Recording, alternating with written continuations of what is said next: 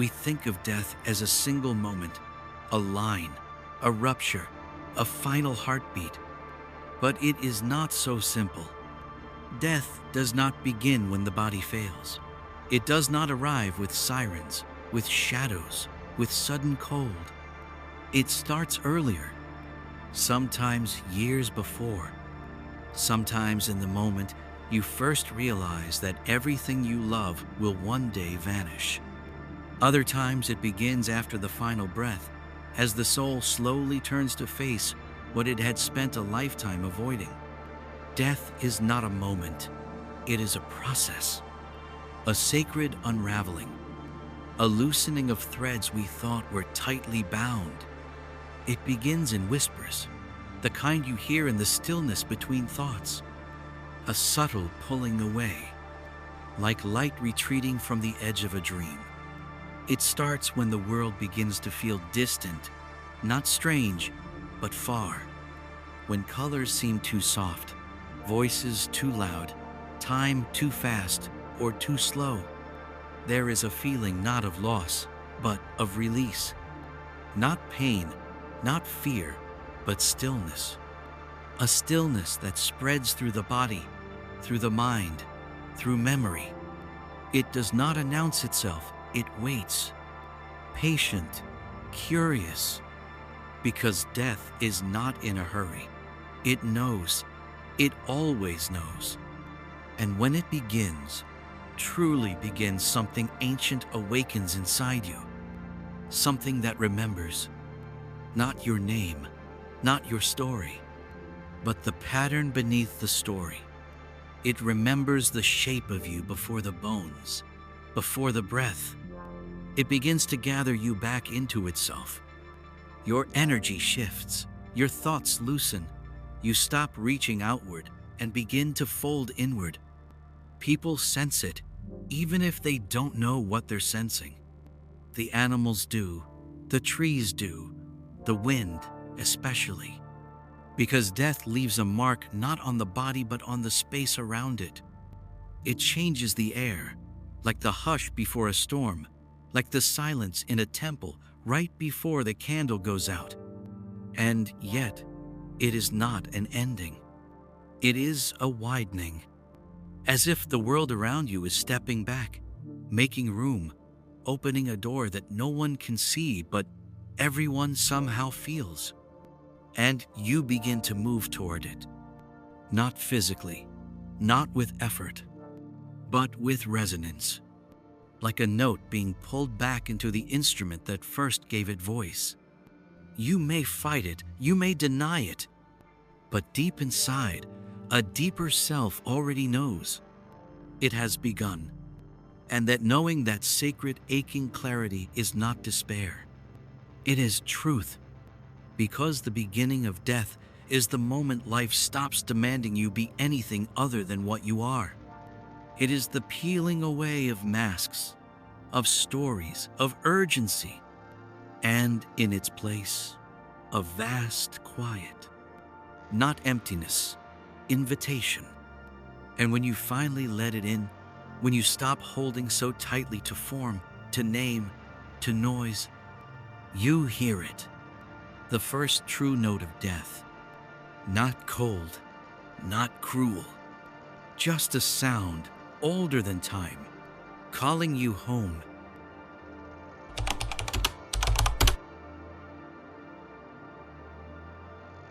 When people imagine death, they often think of a body still, pale, motionless. But death does not begin with the body, and it does not end with it either.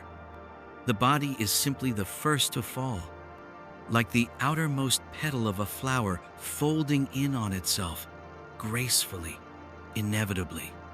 The breath slows, then stops. Muscles let go, heat retreats. Eyes close or stare, unblinking, into what cannot be seen. But beneath all that, something else is happening. Something deeper. The unraveling. Not of skin or bone, but of identity. Of all the things you thought were you. It begins gently, like waking from a dream, one where you were playing a role so convincingly you forgot it was never really you. The labels peel away first. Mother, son, artist, leader, believer, sinner, gone, not erased, just set down. Then the emotions, the pride, the shame, the regrets you held like armor, the joys you clung to like anchors. They begin to dissolve not painfully, but like smoke rising from a fire that no longer needs to burn. Then, the memories. Some flash, some echo, some vanish like mist at sunrise. But the strangest thing is this: you do not grieve their loss, because as they fall away, you realize they were never truly yours. They were experiences, passing through you, shaping you, but not defining you. You feel lighter, not free, but closer. Closer to something real, to something uncovered. And in that space, you begin to feel what remains. It is not thought, not sensation, not memory. It is something older, the core, the witness, the part of you that watched as the story unfolded, but never got caught in its lines. This survives. It does not unravel, because it was never woven. It simply is. Pure awareness, still, silent, unshaped, and for the first time perhaps ever you begin to rest in it. No need to move, no need to become, just being. And in that being, you realize death is not the stripping away of everything you are. It is the revealing of everything you were before the masks, before the stories, before the name. The unraveling is not destruction. It is clarification.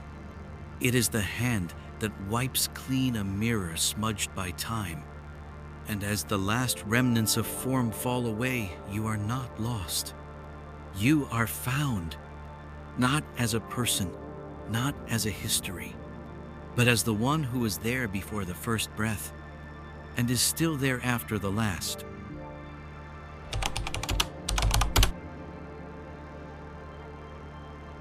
You would expect noise, trumpets, voices, the crack of heaven opening, or at least the sound of something, anything. But instead, there is silence. Not emptiness, not nothingness, not void. This silence is full, alive, aware. It surrounds you gently. It does not rush you. It waits, like a question that already knows the answer, but lets you arrive at it on your own. And in that silence, you begin to feel it. A presence, not in front of you, not behind, not above, not inside, everywhere. It is not speaking, but you understand it. It does not move, but you feel it shift. It does not have a face, but it sees you in ways nothing ever has. It sees through you, but not in judgment, not in shame, not in praise. It sees you as you are, as you've always been, as you were before you became a body, a name, a story. And in its gaze, you begin to see yourself, not as the sum of your actions, not as a timeline, but as a pattern, a vibration, a field of light and memory and meaning. Every act, every thought, every breath, all visible here like threads in a great woven shape that is you.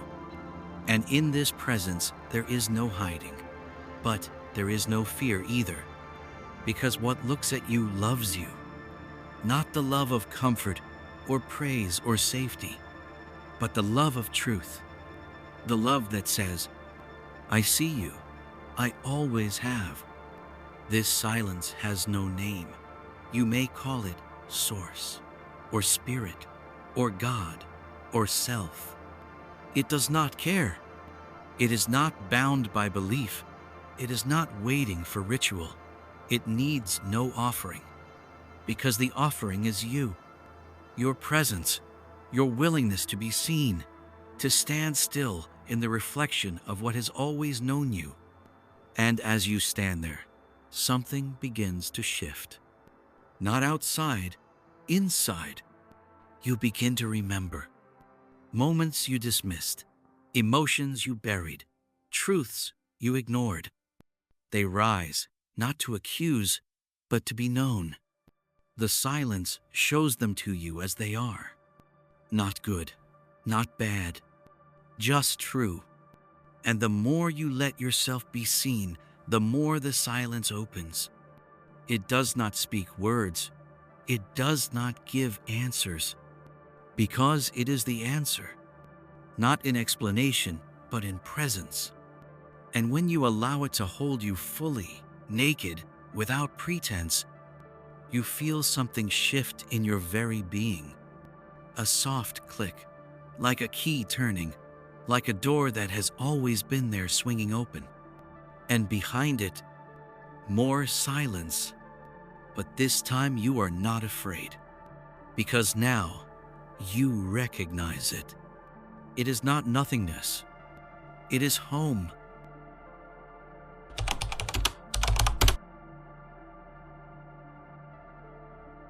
You've already left the body. You've already stepped into silence. You've already been seen. And now, you must let go of the one you thought you were. This is not easy, because the identity, the story of you, was crafted with care. A life of labels, a mosaic of roles: parent, child, lover, fighter, believer, skeptic. You wore them all, sometimes proudly, sometimes desperately. And in death, they begin to fall. Not because they were false, but because they were temporary. Masks worn by something deeper. At first you resist, even after the breath has stopped, even after the form has vanished. Some part of you still clings to the narrative. You tell yourself, I was this, I did that, I mattered because... But the silence doesn't answer. It only waits. And slowly you feel it. The unraveling of your self-image. The voice in your mind grows quieter. The timeline dissolves. The lines blur. And what's left is being. Not becoming. Not proving. Not achieving. Just being. The ego panics, because it was built to manage life, not to enter death. It wants control. It wants definition. It wants to be something. But death demands surrender, not defeat, not loss, but the willingness to stop pretending you were ever separate from anything. You are not the thoughts. You are not the name. You are not the scars. You are what was watching all of it. And the more you release, the more you feel yourself expanding. Into memory, into space, into everything you once believed was outside of you. There is grief in this, oddly enough, because even the false self loved things, felt deeply, laughed, lost, tried, and it deserves to be honored as it dies. Not with shame, with reverence. You do not kill the ego. You thank it, you bless it, you lay it down like a worn-out coat at the edge of a sacred river, and then you walk in, bare, unmarked, real. And that is where something incredible happens. You begin to feel yourself not as a single soul, but as a thread woven through many lives. A spark that has worn many names and told many stories. You remember that this was just one chapter, one mask, one movement of breath through time. And it is okay to let it go, not to lose yourself, but to become whole. Because what dies here is not you. What dies is the illusion that you were ever alone.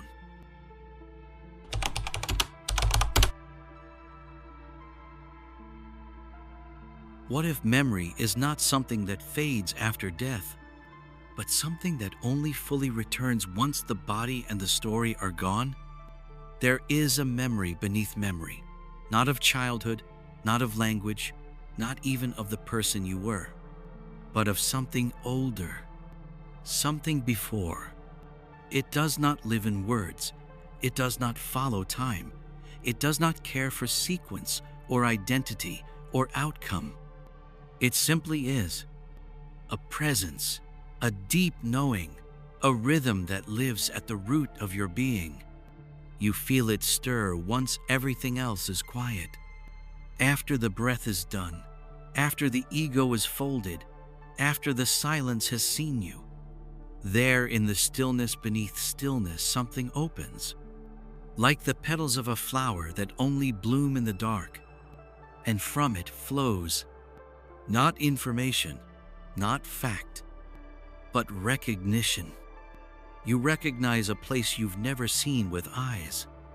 You feel a name you've never spoken aloud, but which feels truer than anything you were ever called. You remember why you came, not in a sentence, but in a feeling, a pull, a desire, a sacred assignment, not given by gods or fate or destiny, but chosen by you from a place beyond place, a point outside of time where souls move like stars and intention is law. And you feel it now. This was not your first life, not your first death, not your first unraveling.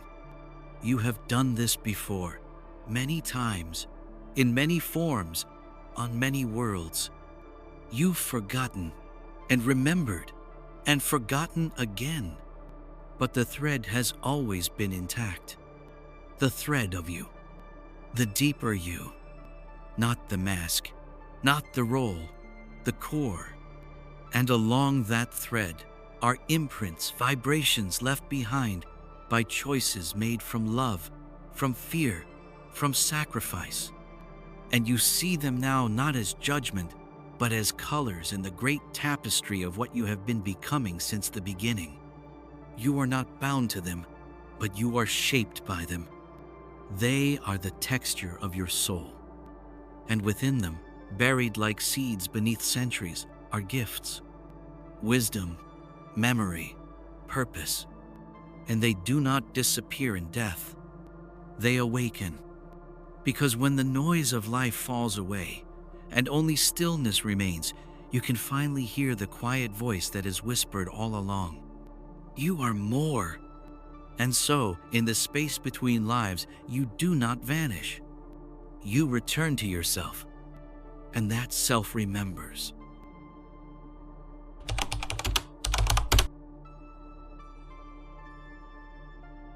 Not all death is departure.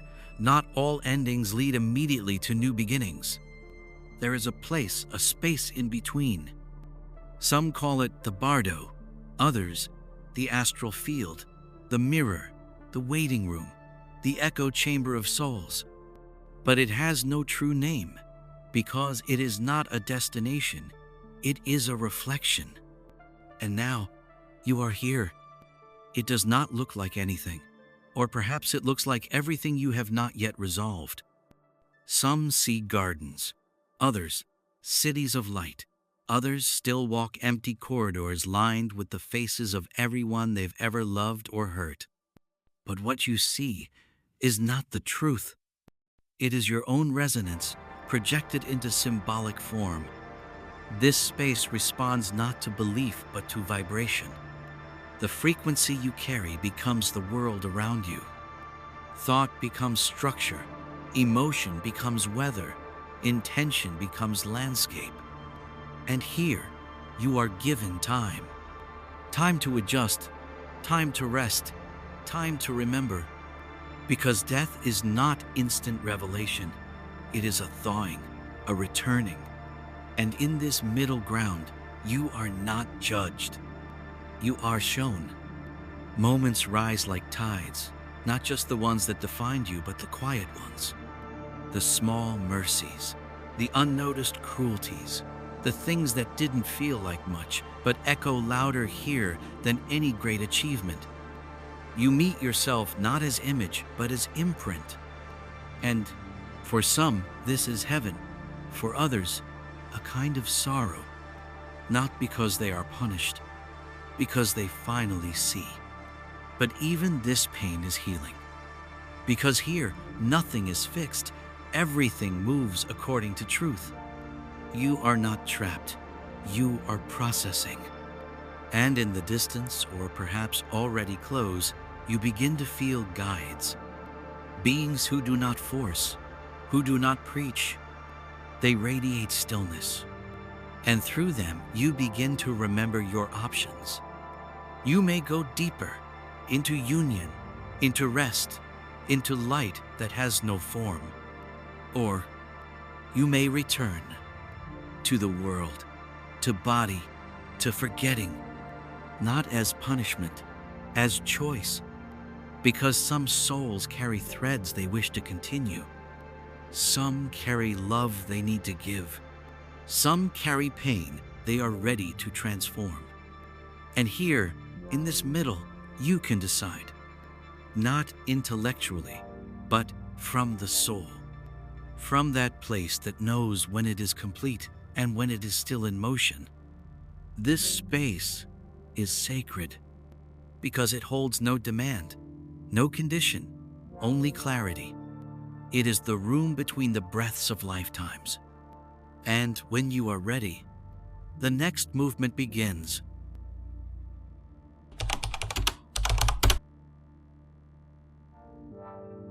You don't have to come back. That is the first truth. In this space beyond the veil, where silence sees you and memory breathes without time, there is no voice commanding, no law demanding return. There is only the quiet pulse of your own becoming. And for some, that pulse continues to move forward. But for others, for you, perhaps it begins to bend back toward the world. Why? Not for punishment, not for karma in the way many understand it, not because you failed, but because you have something more to give, something unfinished, something left in the soil of time that only you can tend. Sometimes it is love, sometimes it is healing, sometimes it is a single vibration you want to bring into matter, even if only for a moment. You remember now that you chose to come once before. No one forced you. You saw the world, the pain, the beauty, the mess, and you said, "Let me help. Let me learn. Let me become real again." And so you descended, wrapped yourself in flesh, stepped into forgetting. Because to forget is the sacred price of real choice. And now, you are here again, aware, awake, and the choice returns. Will you go back? Some do not. They go on, into greater fields of light, into other planes, into long rest. But others, quiet, brave, ancient, they say yes. They take a deep soul breath, step into the stream of incarnation, and begin the long descent. But this time it is different. You carry threads, memory embedded in symbol, intention hidden in gesture, truth folded into silence. You will forget, yes, but not entirely. You will have moments, dreams, déjà vu, the ache in your chest when you see a certain light that will remind you. And those reminders will be enough. You begin to prepare, not like a soldier, like a weaver. You choose the time, the body, the entry point. You choose not with ego, but with resonance. You feel the world pulling you toward a place where your vibration can become something useful. And when everything is aligned, you step forward. You fall not into darkness, but into density, into heartbeat, into womb, into silence that will one day become a cry. And just before the final drop, just before forgetting overtakes you, you hear it.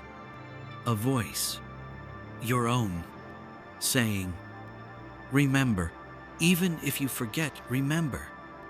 And then light, then sound, then the world.